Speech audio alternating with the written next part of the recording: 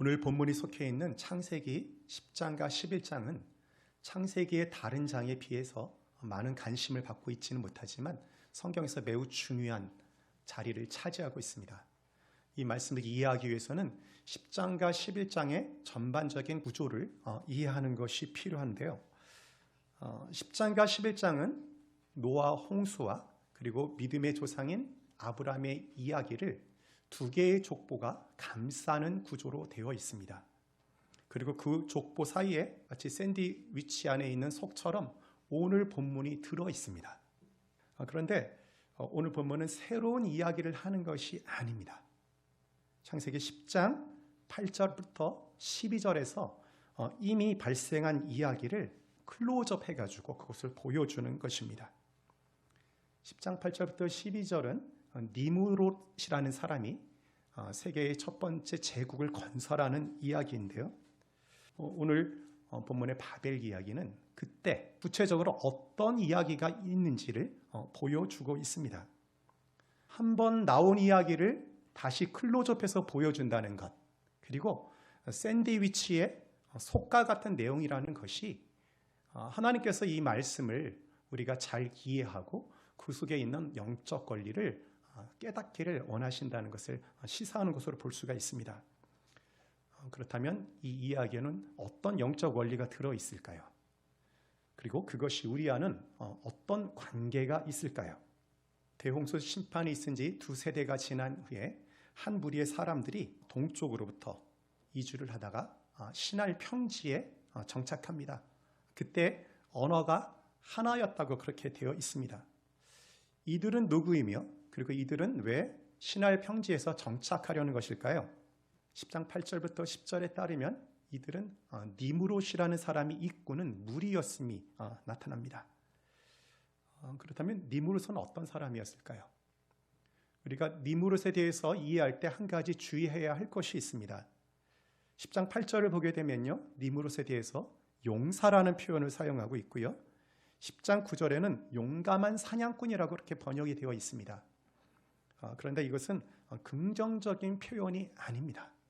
히브리 원어의 뜻을 좀 살펴보면서 그것을 좀 우리말로 다시 생각해 보면 용사는 정복자라는 말로 번역을 할 수 있을 것이고요.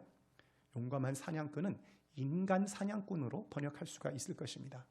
그렇다고 한다면 니므롯은 자신의 그 군사력을 가지고 주변의 민족을 정복하여서 대제국을 건설하려던 그런 야심가였습니다. 그런데 그들이 왜 시날 땅에 정착하려 했습니까? 4절을 보십시오. 성읍과 탑을 건설하여 온 지면에 흩어짐을 면하자. 땅에서 그들이 흩어지는 것을 막고 대제국을 건설하기 위해서였습니다. 그리고 바벨성은 그 제국의 수도로, 헤드쿼터로 세우려던 것이었어요. 그러면 구체적으로 어떤 일이 있었는지 오늘 본문을 통해서 그것을 살펴보도록 합시다. 오늘 본문은 이 대단한 사업을 함께 하자는 초대로 시작합니다. 3절입니다. 자, 벽돌을 만들어 견고히 굽자 하고, 이에 벽돌로 돌을 대신하여 역청으로 진흙을 대신하고. 돌이 있었던 팔레스타인과는 달리 이 시날 평야 지역에서는 돌이 없었어요. 그래서 그들이 돌 대신에 진흙을 구워서 벽돌을 만들고 벽돌 사이에 역청을 끼워 넣어서 높은 건물을 세우는 그런 기술을 그들이 보유하게 되었습니다. 다음에 나오는 그 이들의 말에서 그들이 자신들의 기술에 대해서 갖고 있는 자부심을 우리가 발견할 수가 있어요. 4절을 한번 보십시오. 자, 성읍과 탑을 건설하여 그 탑 꼭대기를 하늘에 닿게 하여 우리 이름을 내고 온 지면에 흩어짐을 면하자. 흔히 생각하듯이 이들이 바벨 탑만을 건설한 것은 아니죠. 바벨 성, 바벨이라는 도시를 건설했습니다. 그리고 바벨 탑은 그 도시를 구성하는 한 가지 요소로 세워졌어요. 11장 4절에 나온 이들의 말 속에서 우리는 신할 사람들이 바벨 성과 바벨 탑을 건설하려는 목적을 분명하게 확인할 수가 있습니다. 첫째, 바벨의 건설은 사람의 영광을 높이기 위한 것이었습니다. 이들이 건설하는 도시는 하나님의 도시가 아니라 사람의 도시였어요. 우리 이름을 내고 이들은 자기의 명성을 위해 도시를 건설하려 했습니다. 이 인간의 도시에서 하나님은 필요가 없었어요. 그곳에서는 인간의 필요를 충족시키는 모든 조건이 갖추어져 있었기 때문입니다. 본래 인간은 하나님을 이 땅에서 대리하여서 하나님을 증거하며 하나님께 영광을 돌리는 존재로 창조가 되었습니다. 그런데 어떻습니까? 바벨성을 건축한 사람들은 하나님께 드려야 할 영광을 그들이 취한 것이죠. 자신들만의 성을 높이 쌓고 또 탑을 하늘 닿는 데까지 쌓아 올려서 그런 위대한 일을 한 자신들의 능력을 자랑하고 자신들의 이름을 드러내려고 했었던 것입니다. 여기서 그 탑 꼭대기를 하늘에 닿게 만들고자 했던 것은 단순히 건설의 목적만은 아닙니다.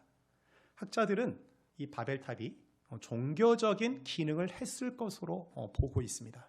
실제로 전승에 의하면 니무롯은 대제국을 건설한 이후에 자신을 신격화하는 일에 착수하여서 스스로 신이 됩니다. 무엇을 알 수 있습니까? 자신의 이름을 높이고자 하는 모든 시도는 결국 우상 숭배로 길을 된다는 것을 이것이 보여주고 있습니다. 인간의 성을 쌓으려는 최초의 시도가 어디서 나타납니까? 가인이 쫓겨난 후에 에녹성을 세우자. 에녹성을 세운 이유는 분명합니다.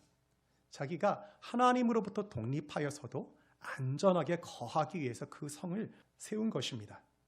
처음부터 이 도시라고 하는 것, 이것은 마땅히 하나님께 영광을 돌려야 하는 인간이 하나님을 배제하는 장소로 세워졌어요.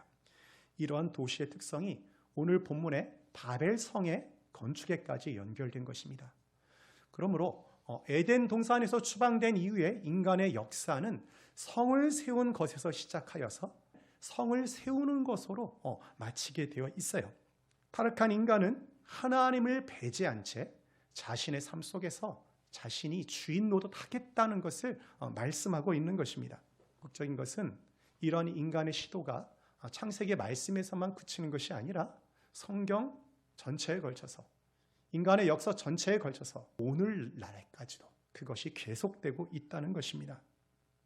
여러분은 어떻습니까? 혹시 여러분도 자신만의 성을 세우고 있지는 않으십니까?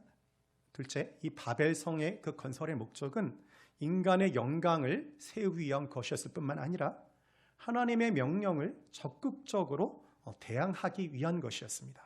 바벨성을 세우던 이들이 이렇게 말을 하죠. 4절 후반절을 보십시오. 우리가 흩어짐을 면하자. 하나님께서 어떻게 명령하셨습니까?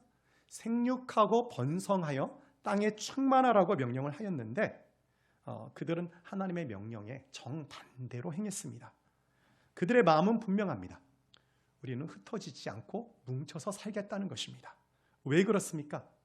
도시와 문명이 주는 안전과 쾌락과 편리함과 즐거움이 있죠.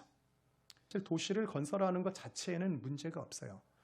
도시가 문제가 되는 것은 그 도시의 구조와 삶의 방식 자체가 하나님을 철저하게 배제한다는 데 있습니다.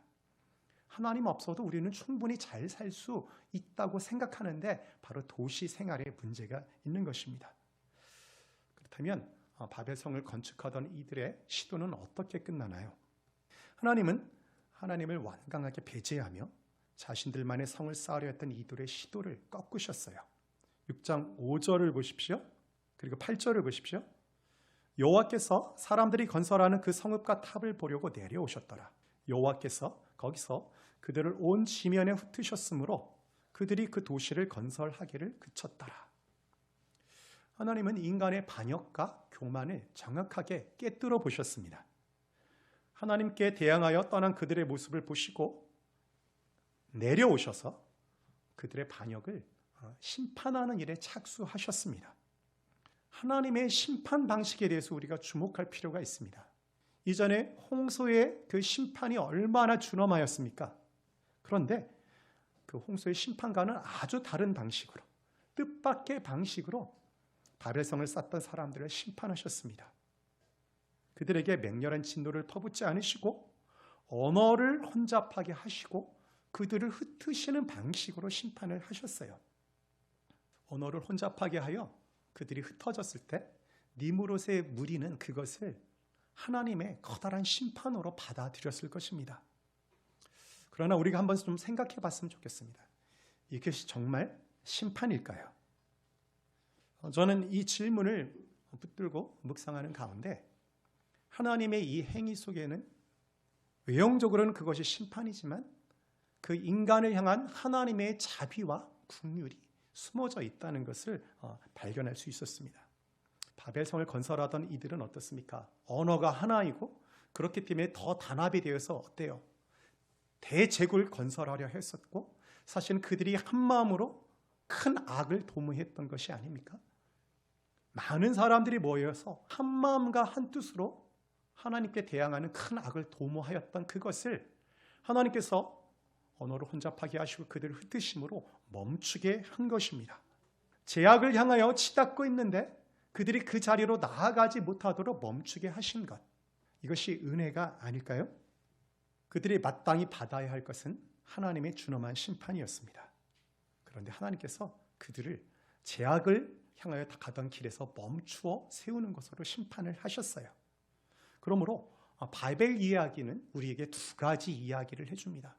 오늘날도 현대인들이 여전히 바벨성을 세우고 있다는 사실을 고려할 때 바벨 이야기는 인간의 한 가지 보편적인 삶의 방식에 대해서 이야기를 해줍니다. 그 방식이 무엇입니까?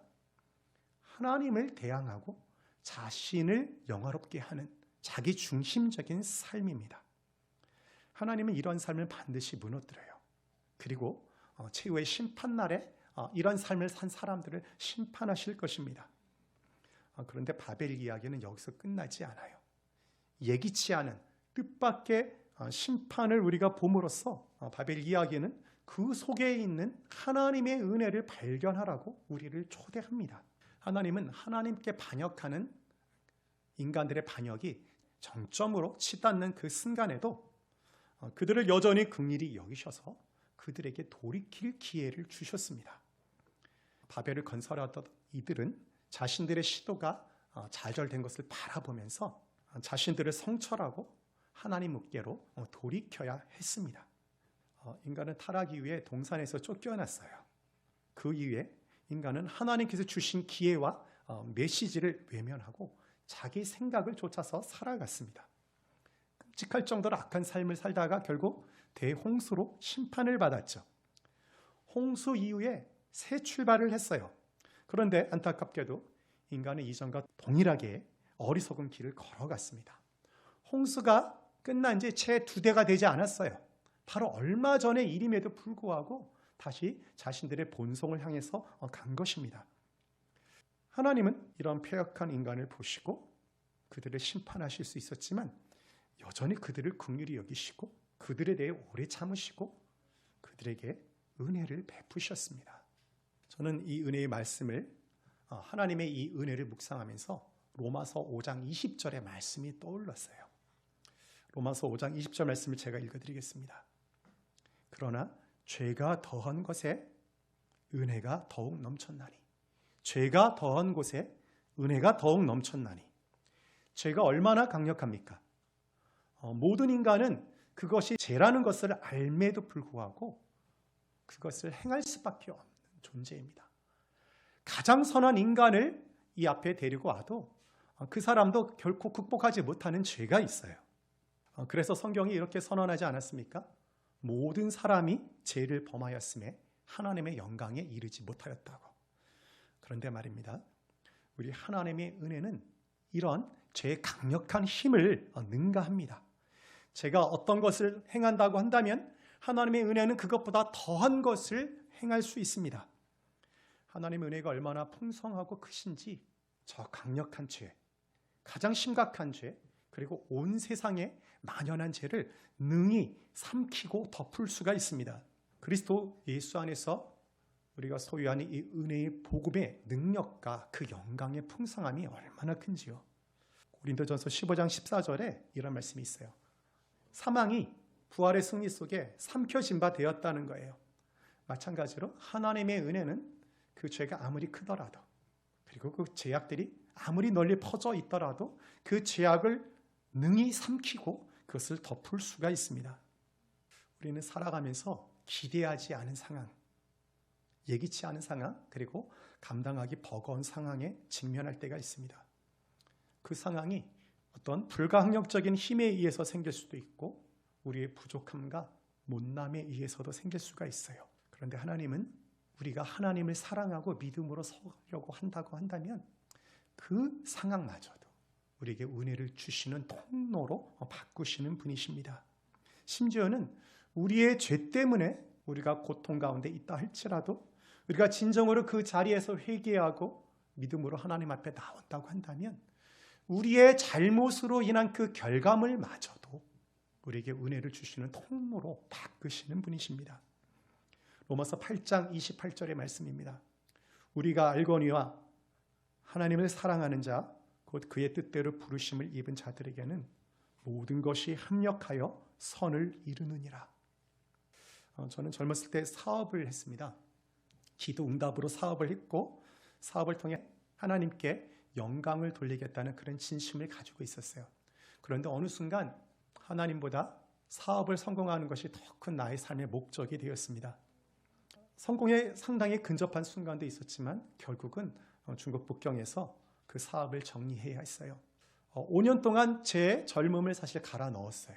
그런데 결국 실패의 자리에 가게 되었습니다. 하나님이 저를 실패의 자리로 저를 인도했다고 생각하지는 않습니다. 저희 판단 착오와 저희 무능력 때문에 결국은 실패하였는데 실패의 길로 떨어지기 시작하면서 제가 제 자신의 진면목을 조금씩 보기 시작했어요. 겉으로는 하나님께 영광을 돌린다고 하지만 사실은 나의 욕구와 욕망을 추구하였던 그런 모습들이 보이기 시작하였고 이전에는 까맣게 잊고 있었던 중국에서 3년 동안 평신도 선교사로서 섬기겠다는 서원이 생각났어요. 그래서 결국 본사에 사표를 내고 중국에 머물게 되었습니다. 사업이 망한 것은 저에게는 커다란 인생의 좌절이었고 커다란 절망이었어요. 그러나 제가 인간적인 어떤 방법이 아니라 믿음으로 반응하려고 했을 때 하나님은 그 절망의 자리를 은혜의 통로로 바꾸셨습니다. 세상을 향하여 달려가던 저를 멈춰 세우시고는 저의 모습이 어떤 모습인지를 보게 하시고 하나님의 은혜를 다시 바라보는 자리로 이끄셨습니다. 혹시 기대하지 않은 상황에 처해 계십니까? 감당하기 버거운 짐으로 힘드십니까? 모든 상황을 은혜의 통로로 바꾸시는 하나님이 우리 아버지이신 것을 바라보십시오. 하나님께 믿음으로 반응하십시오. 하나님을 전심으로 사랑하십시다. 그러면 하나님께서 그 상황을 버틸 수 있는, 견딜 수 있는 힘 주실 것입니다. 무엇보다도 그 상황에 우리 하나님께서 함께 하십니다. 그리고는 그 상황을 은혜의 통로로 바꾸어 주실 것입니다. 우리가 그것을 겪는 때에는 결코 그것을 알 수도 없고 이해할 수도 없고 받아들일 수도 없지만 우리가 믿음으로 반응하여 한참 그 터널을 지나고 나면 그것이 하나님의 은혜의 시간이었던 것을 우리가 고백할 수 있게 될 것입니다. 하나님이 우리 아버지시라는 것이 얼마나 큰 힘과 위로가 되는지요. 사랑하는 자녀들을 위하여 모든 상황을, 심지어는 우리의 잘못으로 인한 상황을 은혜의 통로로 바꾸시는 하나님을 의지하고 그분과 동행하는 여러분의 복된 삶이 되시기를 주님의 이름으로 축원합니다.